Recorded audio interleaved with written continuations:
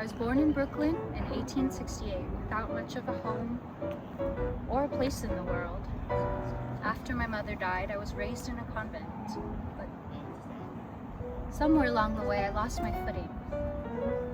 By the time I was a young woman, I ended up in the streets of Mulberry Bend at the infamous 5 Points in New York City, where the nights were long and hope was hard to find. I wore blue dresses. That's how they knew me. I became known as Bluebird.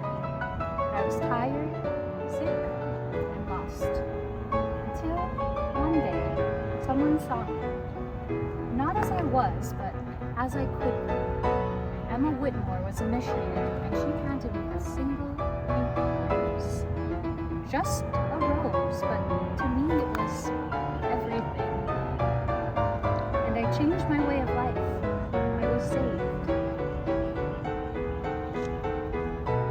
I didn't have long, only 24 years. I began to speak at the missions and prisons and to others like me, telling them they were not forgotten. I was blessed, and I found something before the end. And now, as America marks its 250th anniversary, remember this. A nation is not only judged by its strength, but by its mercy, and by the lives it chooses to lift up. I was Delia, the Bluebird. Just for a brief moment, I learned how to fly. Carefully, as you're near a man that once walked an island that New York City tried to forget. Okay, so my name is Robert Roberts, and for 27 years, I was the superintendent and warden, all right, at the city home on Blackwell's Island. Okay, Blackwell's Island.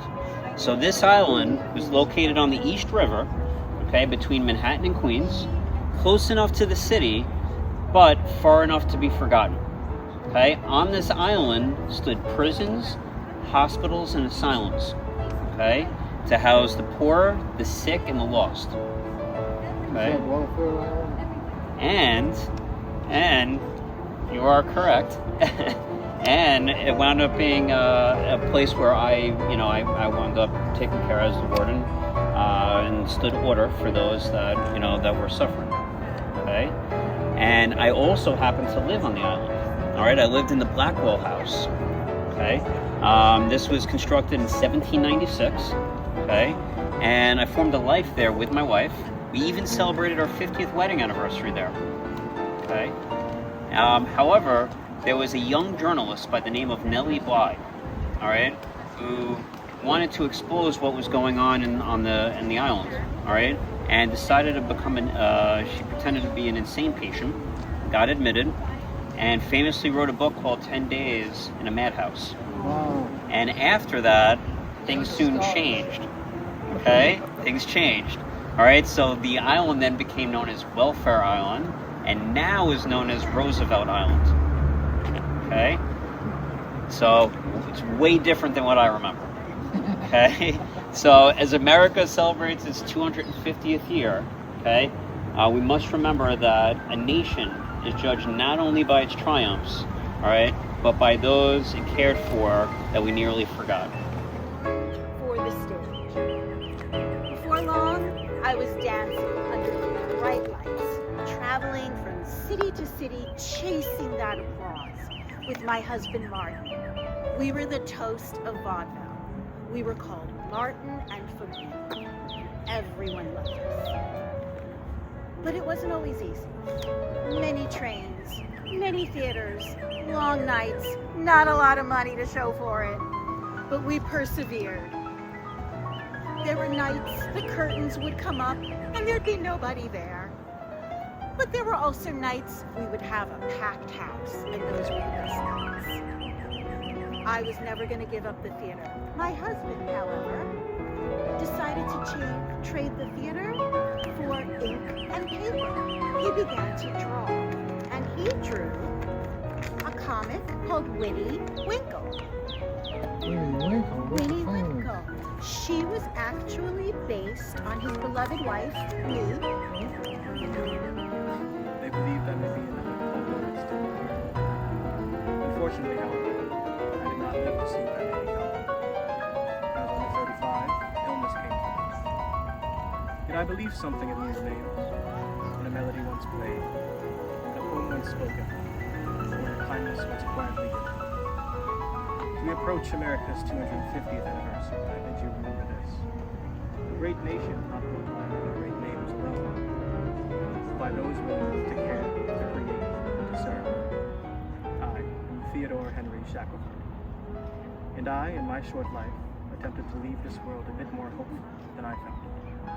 Born in Chicago, and at the young age of 16, I set foot on a stage and I never looked back. I became a singer, a dancer, and eventually a Broadway performer. I worked with the great Weber and Fields. For a time, I was one of America's most promising young stars. All of that changed on December 30th, 1903. I was performing in Mr. Bluebeard at the Iroquois Theater in Chicago when a small fire erupted backstage. Within moments, the entire theater was an inferno. Panic set in, doors would not open, exits failed, and in the end, nearly 600 lives were lost, many of them women and children. I was lucky to survive with my life, but I never forgot. That day changed the way theaters are built, the way safety is understood, and the way a nation can rise in the wake of a great tragedy. My life continued, though the spotlight faded over time. I now rest here at Maple Grove Cemetery. And as America marks 250 years, we remember, even in moments of great loss, a nation changes, learns, and rises safer and stronger than ever before. I found my true home here in the bright lights of New York City. I was a man of many talents, most notably on Broadway, which was known as the Great White Way back then because of all of the bright lights on the marquees, signs, posters, which at a time when, incandescent lighting was, far and few between to see such a street. It was marvelous. It was truly a marvel to the world. Now, some of my many talents included set design, costume design. I was also a pianist and an artist in general. Now, one of my specialties was the piano log, which was a mix of piano playing and dialogue, and it created kind of a charm and whimsy into an otherwise, simple piano playing performance. I was also noted for playing and working with some of the greats of the day, such as Fanny Brice, Al Jolson, even the Ziegfeld Follies, if you may know them. Now, I also worked with motion pictures in his infancy, often playing piano off to the side, adding rhythm and life into otherwise silent films. Unfortunately, much like in Broadway, my lights were dim far too short. I succumbed to the illness of typhoid fever in April 1970. I'm a little rusty, I've been laying down for 110 years, but I'm a little stiff, but we'll see what I can do.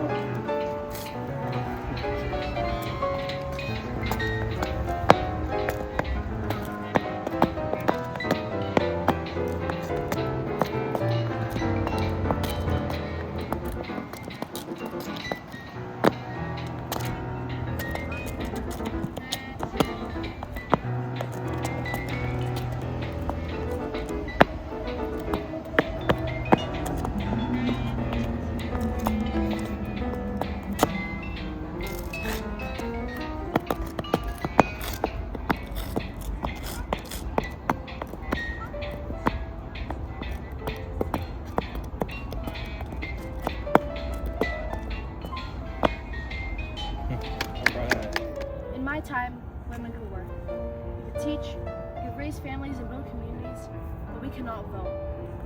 We had no say in the laws that shaped our lives. So, we stood together. I was part of the Richmond Hill Suffrage Club, which joined women across this country and across the world, who marched, spoke, and organized for a simple but powerful idea, that women are equal. It was not easy. We were dismissed, ignored, even ridiculed. But we did not stop. And in 1920, with the passage of the 19th Amendment, women finally won the right to vote. A victory not just for women, but for democracy itself. I spent my life teaching the next generation, believing that they would carry that progress forward. And now, I rest here in Maple Grove. John Williams. You're not Timothy's representative. Now Jones and Harry Potter. So, when you remember, please remember that it's very nice, gold medals, prizes, everything. But every day walk, it's more important, step by step. Listen deeper. Remember and remember. Because of my students' music, I still short. My name is Joseph Teagle. I was born in Virginia in 1839 into slavery. By the time I was a young man, this country was at war with itself. Yet somehow, between bondage and freedom, I found my way to the United States Navy. In 1863, I enlisted and served aboard the USS Lehigh, an ironclad warship for the Union Navy. Life aboard that vessel was hot, harsh, and dangerous. The iron walls would trap the heat like a furnace, and the roaring of cannon fires never truly leaves your ears. But I stood there, a free man in the making, fighting for something that the Union promised me. There's a famous photograph of all the sailors aboard that ship, and on it stands one black man.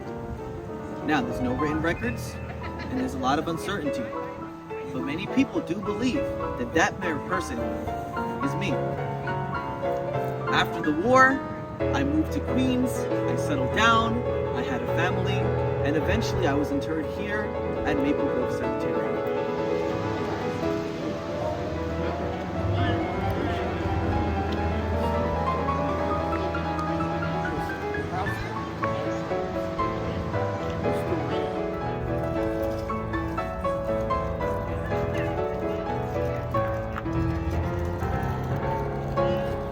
Negro girls to kind of get acclimated in the North because they faced perils even after being freed.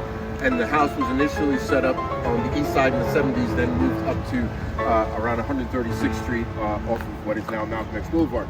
But she was also a journalist, meaning Victoria O. Matthews. 4th grade education, formerly enslaved. There's good possibility that she wrote for the New York Times, but I could not find any of the articles, so I didn't want to just sort of write a poem without really having absolute corroboration, but there was documentation she had. But she definitely had a column for Negro Weekly called The Washington Bees. Don Marquis, the great, but of course they like to call me Don Marquis, just please. Anyhow, I was born in 1867. By the time I was about 14 or 15, I was able to travel around the country writing a series of articles picked up by local newspapers, but of course they noticed my usual brand of humor, which was very much uncommon these days, mainly because they were using the American experience was very much into the lifestyle of organizations and such.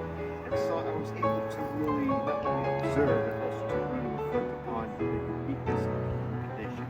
That, of course, is to really understand how many people think themselves, the observational aspects of how they themselves are viewed by the world and the land.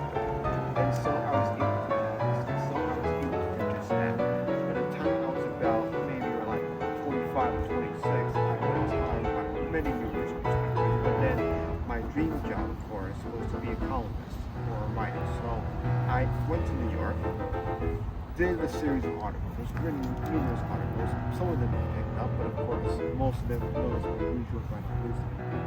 And so I was able to get a job in the New York Sun, then one of the largest newspapers in New York, namely the United States in general, but of course, the story. Anyhow, I've written a series of columns, plays, and articles, but of course, play parts for, well, shall we say, didn't branch out as much as people think in the first place. And so, despite that, I was able to be a columnist for about 10 to 12 years. When the U.S. needed troops, especially against Germany's forces trying to enter France, I was one of the bilingual women that they called, alongside 200 other women, buried here in Maple Grove without even a headstone.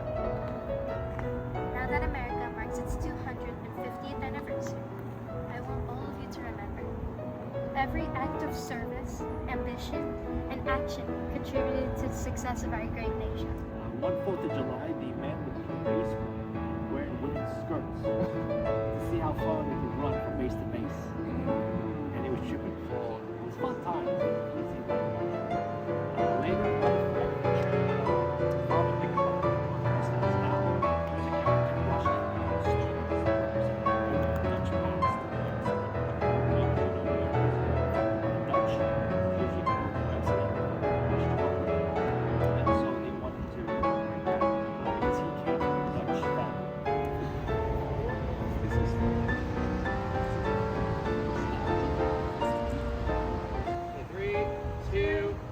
Everyone move out of the frame.